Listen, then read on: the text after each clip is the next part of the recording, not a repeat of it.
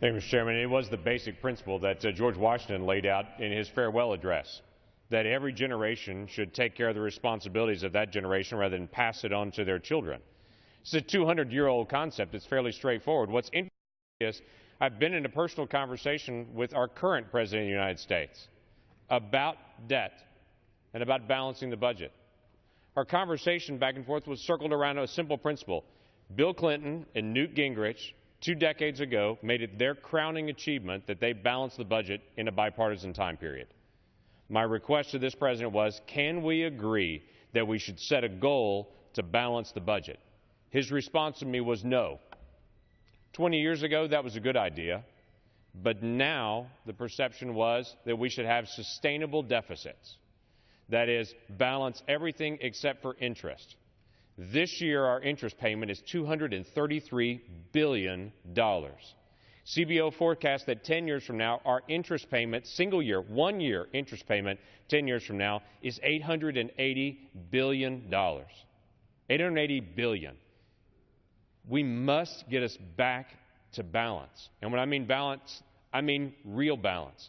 Families balance their budget, businesses balance their budget, states balance their budget. We see times in our past when we had a balanced budget and saw the economic activity from that.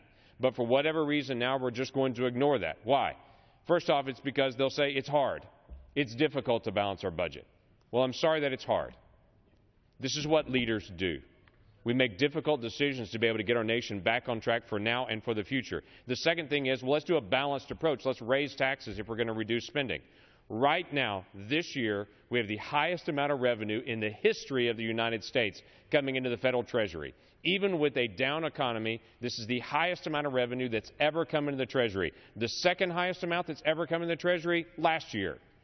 This is not an issue about not having enough tax revenue. We have the highest amount we've ever had come into the treasury. The issue is we're overspending. That's the key issue that we got to get into. The other argument that comes out is, you know what, there's no more efficiencies left. There's nowhere else to cut in the federal government. Well, I have a difficult finding anyone outside of Washington that believes this government is running so efficient, there's no fraud, there's no waste, there's no inefficiencies in government, there's nowhere to cut. When you walk through our budget, we're not trying to damage our economy. We're trying to protect our economy. We're trying to help grow and establish jobs that are happening by stabilizing the economy. You go to business people all over the country, they ask for one simple thing. Give us a stable plan that gets us back onto balance. Give us some stability in our economy and we'll grow our business, some predictability. That's what this budget is headed towards. It also is dealing with some simple things like national defense. National defense is a prime task of the federal government. This budget aggressively steps up and says we have a responsibility for national defense. We should maintain that. The conversation about going to 10 carrier units or 10 carriers around the world. 10 aircraft carriers may sound like a lot until you realize only 2 of them are in the ocean at any given time when you get down to 10. When we get back up to 11, which is our established amount that we want to have, we can now have 3 out in our oceans. When you drop down that amount, you're making a decision. We're not going to have a presence somewhere in the ocean. We have a stable peace when we're strong. It's a basic principle. If we weaken our military presence, we expose ourselves to weakness. We need to be able to do this. We need to take out Obamacare. We need to get us back into a stable economy. We need to deal with national defense. That's what this budget is all about, and I yield back. Time of the gentleman has expired. The gentleman from